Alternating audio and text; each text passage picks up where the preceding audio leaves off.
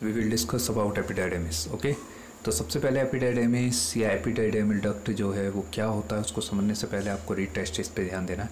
Read testis as you know कि जितनी भी सेमिनिफेरस ट्यूब्यूल्स होती हैं इनसाइड टेस्टिकुलर लोब्यूल्स है इनसाइड टेस्टिस, तो उस दौरान स्टूडेंट्स आप जानते हैं कि वो एक ही पॉइंट पर मर्ज हो जाते हैं, वहाँ पर वो एक वेब लाइक स्ट्रक्चर बनाते हैं जिसको हम रीड टेस्टिस कहते हैं। ओके, रीड टेस्टिस से आप देख सकते हैं कि टाइटली कोइल्ड ट्यूब्स जो हैं वो बाहर निकल रही हैं जिनको हम इफेरेंट डक्ट्स कह रहे हैं।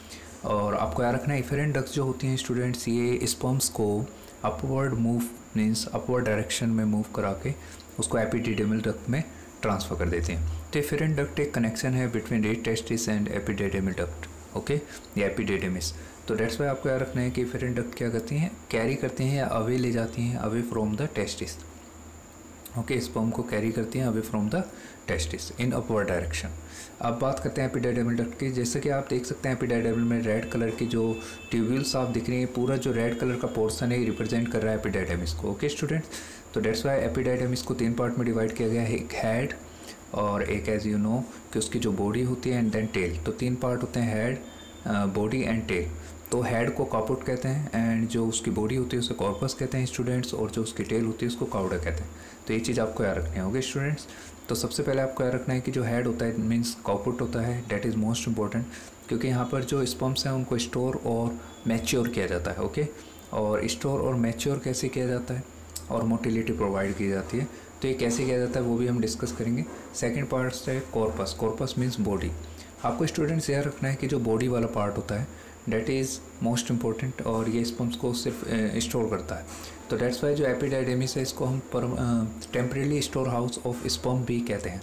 अब बात करते हैं काउडा की। काउडा आप देख सकते हैं एक टर्मिनल पॉइंट है, या वी कैन से हम पोस्टीरियर पार्ट कह सकते हैं एपिडाइडेमिस का, क्योंकि प्रॉक्सिमल पार्ट जो है या इंटीरियर पार्ट जो है वो काउपुट है और पोस्टीरियर पार्ट जो है date is your cauda. Okay, इसको हम डिस्टल पार्ट भी कहते हैं। तो काउडा क्या है, ये वो पार्ट होता है जो प्रॉपर मीन्स जो स्पर्म्स होते हैं उनको ट्रांसफ़र कर देता है किसमें, वास डिफरेंस में, थ्रू पेरिस्टाल्टिक मूवमेंट। ओके, क्योंकि यहाँ पर मस्कुलर मूवमेंट होती है और मस्कुलर मूवमेंट के हेल्प से जो स्पर्म्स होते हैं उनको वेज डिफरेंस में ट्रांसफ़र कर दिया जाता है। अंडरस्टैंड? सो ये जो आप देख रहे हैं एपिडाइडेमल डक्ट, इसका एक इंटरनल जब हम इसका डाइसेक्शन स्टडी करते हैं तो उसमें स्टीरियोसीलिया एक स्ट्रक्चर होती है जो मोस्ट इंपॉर्टेंट रोल प्ले करती है स्पर्म की मोटिलिटी और उनको फर्टी मीन्स उनको एक्टिवेट करने में। क्योंकि जो हमारी स्टीरियोसीलिया होती हैं स्टूडेंट्स, आपको याद रखना है कि स्टीरियोसीलिया वो स्ट्रक्चर होती हैं जो 90% फ्लूइड को एब्जॉर्ब करती हैं। ये फ्लूइड अगर जो स्पर्म में प्रेजेंट होता है तो स्पर्म जो है वो मोटाइल नहीं होते। ओके, उनकी मोटिलिटी बहुत ज़्यादा कम हो जाती है। तो इस एक्सेस फ्लूइड को 90% फ्लूइड को एब्जॉर्ब करके एक तो स्पर्म को मोटाइल बनाना, दूसरा जो डीजेनरेट स्पर्म्स होते हैं जो सिंथेसाइज होते हैं ड्यूरिंग स्पर्मेटोजेनेसिस, उनको डाइजेस्ट करने का भी काम इन्हीं का होता है, स्टीरियोसीलिया का होता है। So I hope you will understand about epididymal duct.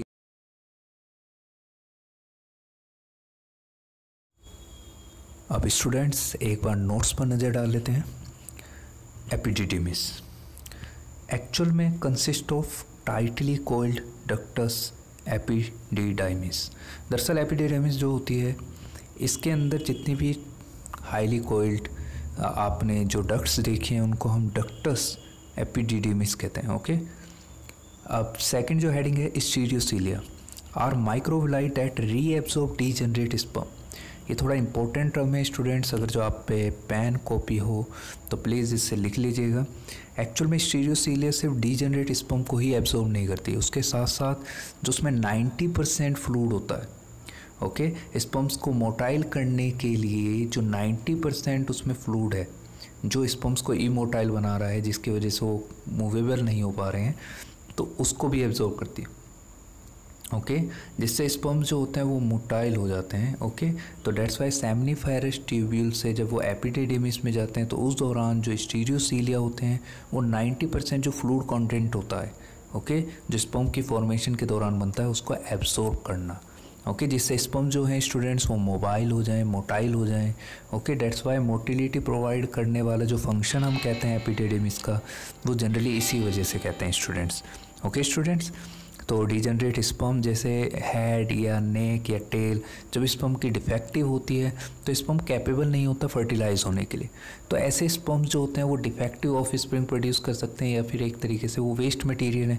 तो डेट्स वाई ऐसे स्पर्म्स को जो डिजेनरेट स्पर्म्स होते हैं उनको डाइजेस्ट करने का जो फंक्शन होता है स्टूडेंट, वो भी स्टीरियोसीलिया का होता है। सेकेंड, जो थर्ड पॉइंट है that is site of sperm maturation acquire motility and ability to fertile. Okay, तो फर्टिलाइज होने के लिए जो मोटिलिटी है वो तो कैसे मिली, via absorption of 90% fluid. And second जो एबिलिटी है ओके टू फर्टिलाइज, वो एबिलिटी कैसे मिली, क्योंकि यहाँ पर फर्दर मैच्योरेशन हो रहा है।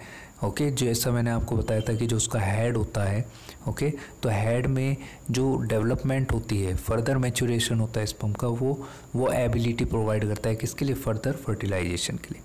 नेक्स्ट बेटा, can store sperm for several month. Students आपको याद रखना है ये सीवरल मंथ के लिए स्पर्म्स को स्टोर करता है, डेट्स वाई इसको टेम्परेरी हाउस ऑफ या temporary storage house of sperm कहा जाता है। ओके स्टूडेंट्स, नेक्स्ट है continue as ductus means vas deferens. अब आपको याद रखना है कि अब जो हमारी एपिडिडिमिस है, जो उसकी टेल थी, अंडरस्टैंड, वो जो टेल है अब वो आगे एक थ्रेड लाइक आपने देखा होगा एक नैरो ट्यूब में कन्वर्ट हो रही थी, that is your ductus deferens या वेज डिफरेंस, जो हम नेक्स्ट सेक्शन में स्टडी करेंगे स्टूडेंट्स। ओके,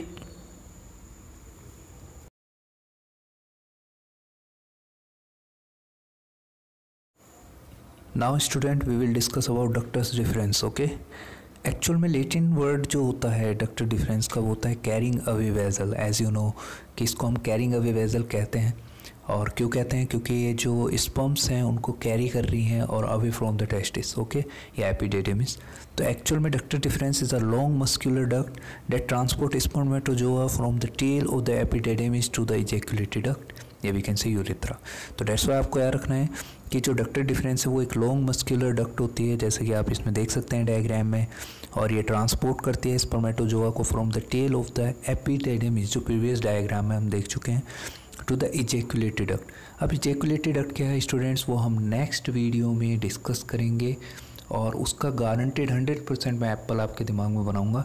बस आज के लिए आपको सिर्फ याद रखना है कि इजैक्युलेटरी डक्ट में जाकर ये ओपन होती है ओके, और क्या होती है इजैक्युलेटरी डक्ट वो नेक्स्ट वीडियो में आपको पता चलेगा। तो that is the function of ductus deferens. So I hope you will understand about these two sex ducts या we can say accessory sex duct, जो एक इंटरनल जेनिटेलिया का पार्ट है स्टूडेंट्स, और ये सेकेंडरी सेक्स ऑर्गन्स में आता है। और अगर जो स्टूडेंट्स आपको वीडियो अच्छा लगा हो तो वीडियो को लाइक करें और वीडियो को शेयर करें अपने दोस्तों के साथ।